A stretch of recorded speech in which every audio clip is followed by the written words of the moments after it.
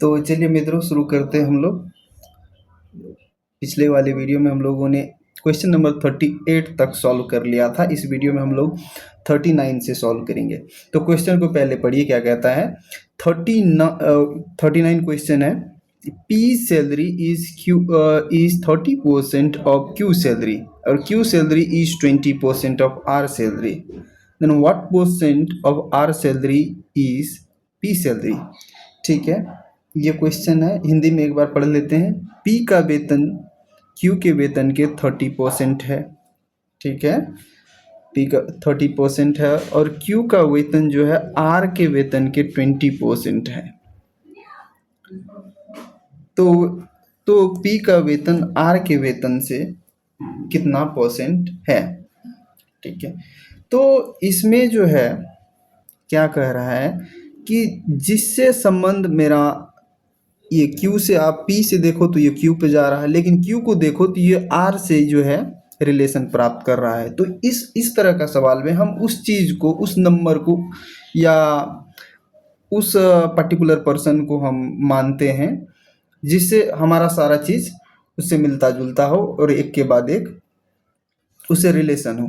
तो हम लोग इसमें क्या करेंगे कि R जो है इसका हम लोग मान लेते हैं कि इसका सैलरी जो है 100 है ना।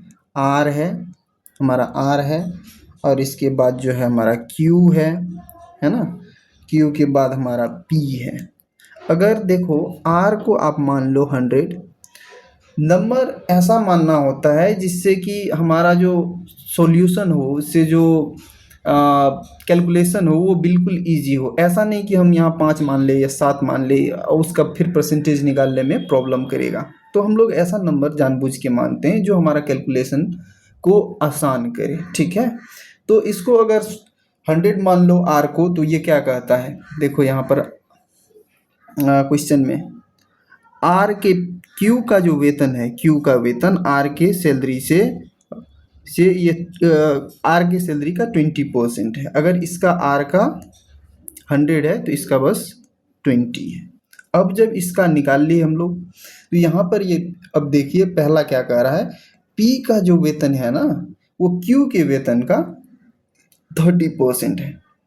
अब 30% का क्या मतलब है, 30% को अगर हम लोग फ्रैक्शन में देखें, 31 सेकेंड रुक जाइए, 30% है, इसको हम लोग फ्रैक्शन में कन्वर्ट करेंगे। ये क्या दे रहा है, 3/10। तो ये 20 जो है यहाँ पर 20, इसका 30% मतलब इसका 3/10। इसको अगर आप कैंसिल करोगे तो कितना आएगा, 6, है ना। अब देखिए कितना आसान हो गया, जो है ये यहीं पर सॉल्व हो गया। तो अब देखिए क्या कह रहा है लास्ट पोर्शन इसका, P का जो वेतन है R के वेतन का कितना परसेंट है। अब कह रहा है ये जो है P का वेतन, ये R का जो हम लोग माने हैं यहाँ पर, इसका कितना परसेंट है। तो इसको सिंपली हम लोग ऐसे करेंगे, पहले लिखो P का वेतन, P सैलरी, उसके बाद नीचे में लिखो यहाँ पर R सैलरी, R का सैलरी है कितना 100, ये R सैलरी, और इसको कंपेयर कर रहा है, ये परसेंटेज में पूछ रहा है तो इसको 100 से हम लोग मल्टीप्लाई कर देंगे। ठीक है, कैंसिल होने के बाद ये कितना रिजल्ट दे देगा, 6%। और ये तो मैंने आपको दिखाने के लिए कर दिया। किसी भी नंबर, कोई भी नंबर 1 से लेकर के 100 तक, वो 100 का कितना परसेंट होता है। अगर मैं पूछूँ 100 का 6% कितना है, 6, 100 का 7% कितना है, 7, 100 का 8% कितना है, 8। ये तो देखते ही हम लोगों को हो जाना चाहिए था कि ये 6 है। ठीक है, तो ऑप्शन नंबर बी हम लोगों का आंसर हो गया। नेक्स्ट क्वेश्चन चलिए क्वेश्चन नंबर 40 को देखते हैं। 39 करने के बाद क्वेश्चन नंबर 40 क्या कहता है, कहता है numerator of a fraction is increase. Numerator का मतलब है अंश। ठीक है, अंश। तो numerator of a fraction is increase by 140% and denominator of the fraction is decreased by 20%, then the resultant fraction that is 12/7 हो जाता है। Then the find the original fraction क्या है। यदि किसी भिन्न में 140% की वृद्धि की जाती है तो भिन्न हर के 20% और भिन्न के हर में 20% की कमी की जाती है, तो परिणाम जो है उसका ये 12/7 हो जाता है। तो उसका ओरिजिनल फ्रैक्शन क्या है, ये क्वेश्चन है। इस क्वेश्चन को करने से पहले हम लोग एक छोटा सा कॉन्सेप्ट सीखेंगे। वो कॉन्सेप्ट क्या है, देखिए, मैं आपसे कहूँ कि 100 में 20% का इंक्रीज करो तो आप क्या बोलोगे? सर 120 होता है, 100 है, उसको हम लोग निकालते कैसे हैं? 20%, ठीक है। इसका फर्दर करोगे 100 प्लस 120, 100 प्लस 100 मल्टीप्लाई 20/100, ये 120 हमारा। ऐसे ऐसे हम लोग निकालते थे बचपन में, ठीक है। ये मैं आपको कहूँ 100 पे अगर 20% का कमी करना है तो वो कैसे करोगे?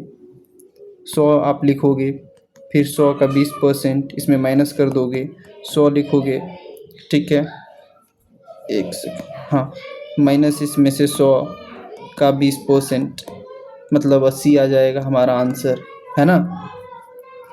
तो इससे हम लोग क्या देखें कि 100 में 20% का इंक्रीज करो, ये 120 आता है।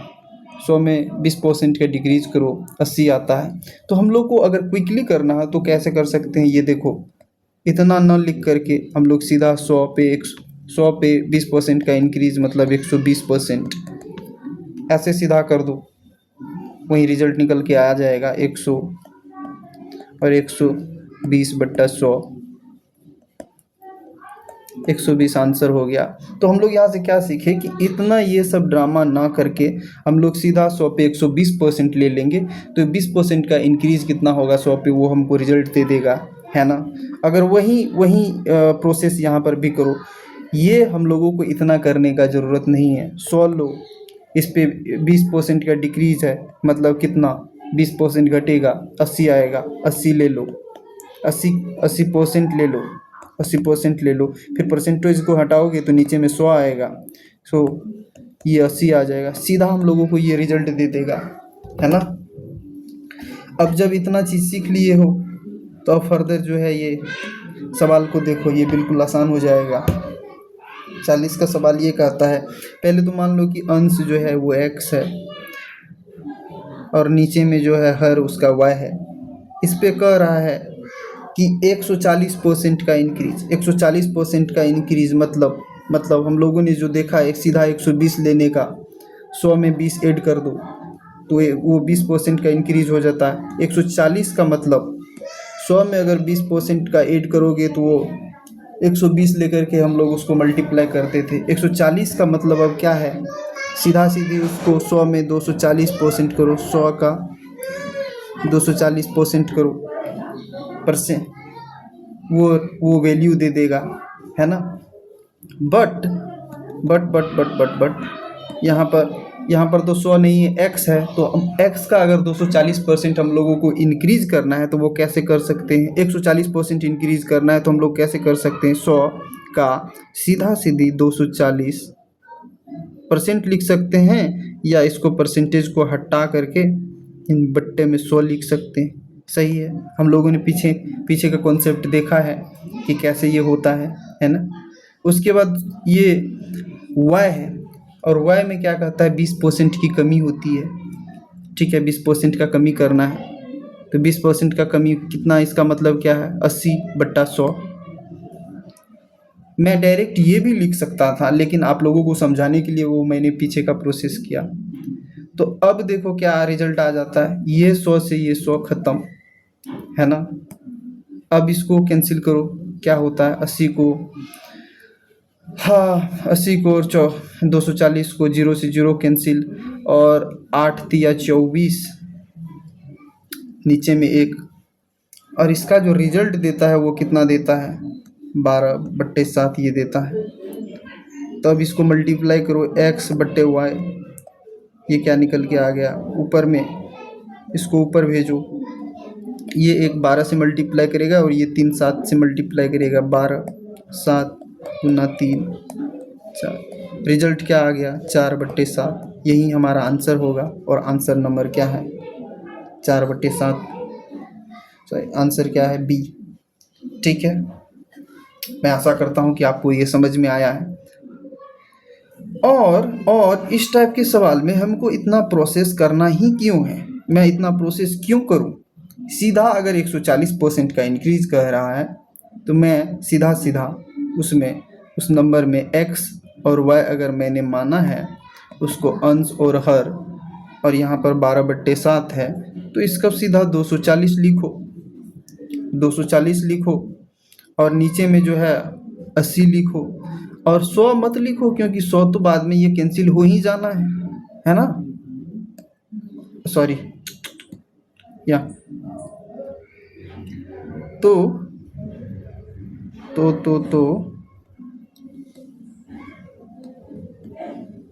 तो ये 100 लिखने, 100 मत लिखो,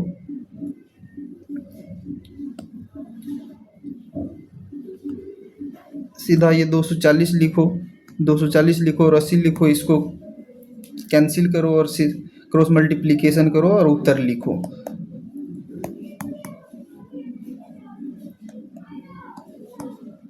ठीक है,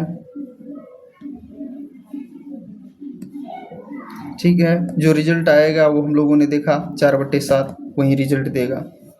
इसके बाद आगे बढ़ो,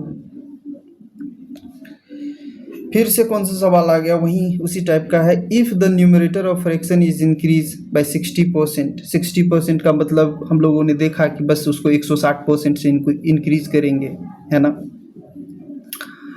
और डिनोमिनेटर इज इंक्रीज बाय 40%, यहाँ दोनों जगह इंक्रीज हो रहा है, यहाँ पर भी बढ़ रहा है और यहाँ पर भी बढ़ रहा है। तो पहले संख्या को मानो x और y, हम लोग इसको 160 लिखेंगे, नीचे में जो है 140 लिखेंगे, और जो रिजल्ट इसका आ जाता है, जो रिजल्ट आ जाता है वो 16/63 है, 16/63 है, 16/63 है।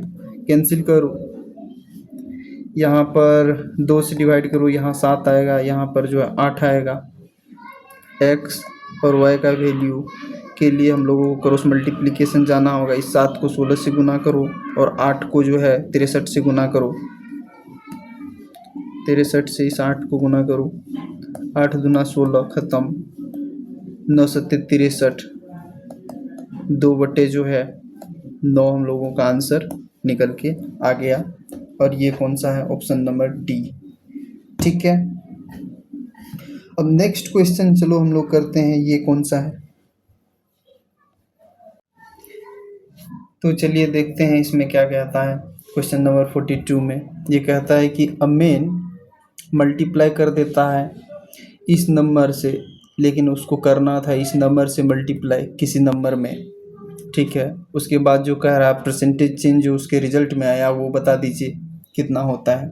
तो उस नंबर को पहले मान लो कि वो नंबर x था, उसमें इसको मल्टीप्लाई करना था, उसमें मल्टीप्लाई करना था इसको 3/5 से, 3/5 से, लेकिन वो गलती से मल्टीप्लाई कर देता है 5/3 से, ठीक है। तो उसमें कितना परसेंटेज चेंज आएगा, देखो x से x ये ख़त्म कर दो, दोनों साइड x है। अब इसको क्रॉस मल्टीप्लिकेशन कर सकते हो, या फिर दोनों 5 और 3 का एलसीएम लेकर के दोनों साइड मल्टीप्लाई कर सकते हो, ठीक है।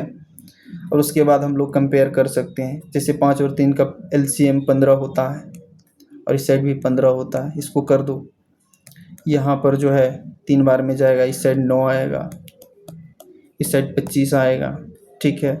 रिजल्ट आना था कितना, जो पुराना रिजल्ट आता वो 9 आता, लेकिन इस बार जो नया वो गलती से कर दिया वो कितना आ गया, 25 आ गया, ठीक है।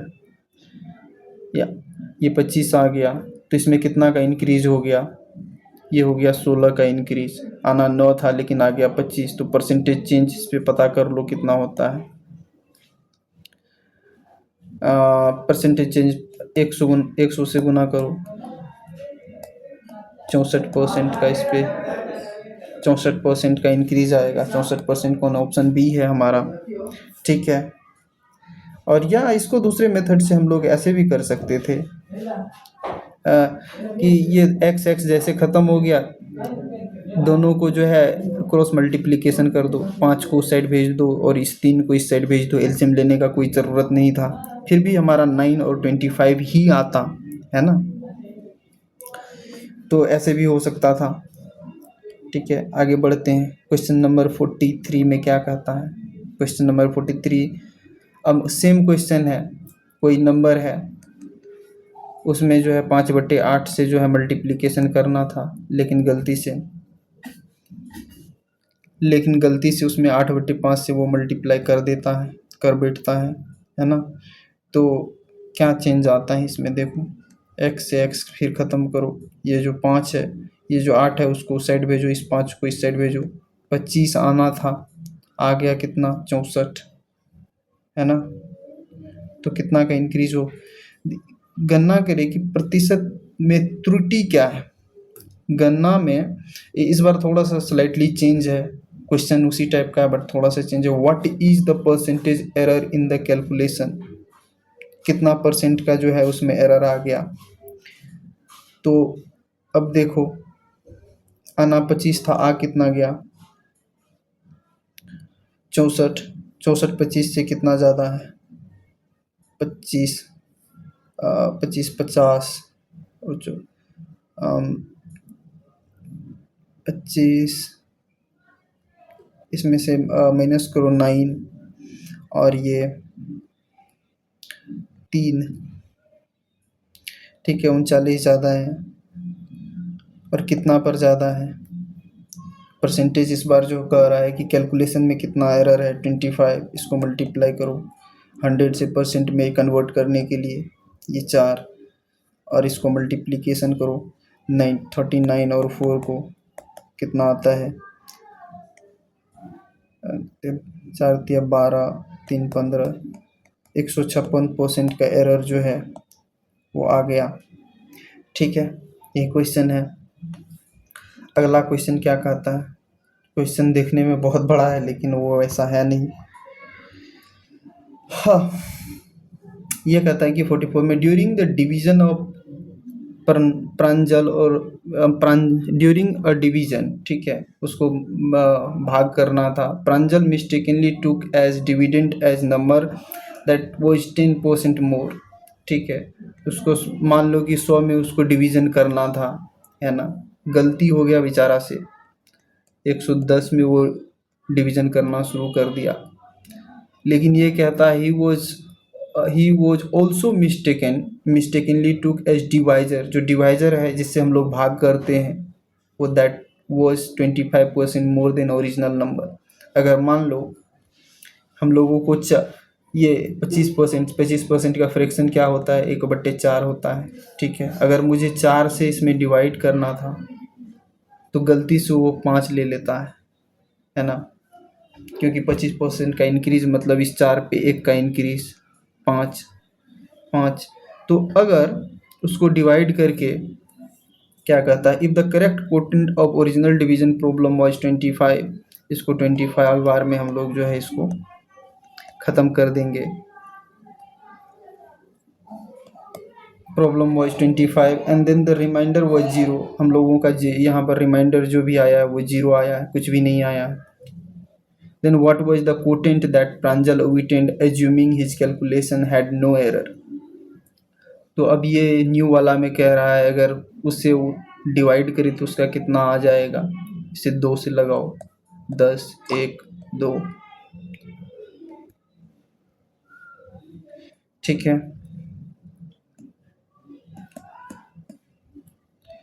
22 हमारा आंसर आएगा, आंसर नंबर डी, है ना। नेक्स्ट क्वेश्चन 45 से हम लोग नेक्स्ट क्लास से करेंगे, है ना। तब तक के लिए यहीं तक रखते हैं।